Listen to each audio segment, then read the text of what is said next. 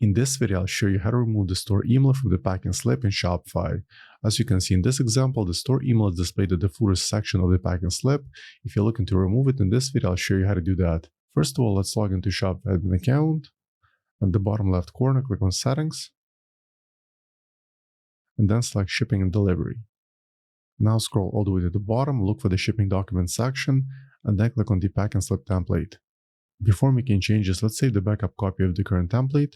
For that, place the cursor in the code editor, press Ctrl-A on keyboard to highlight all the code, then press Ctrl-C for copy. Now let's paste the code in the plain text document on local computer. Now we are ready to make the changes. Place the cursor in the code editor one more time, then press Ctrl-F on keyboard. In the find field, just type shop.email, and then press enter.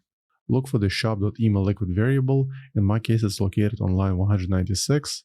Let's highlight it and delete it, and also delete the line break tag just underneath. Once you're done making this change, at the very top, click on Save. Let's exit the editor, and let's try opening one of the orders.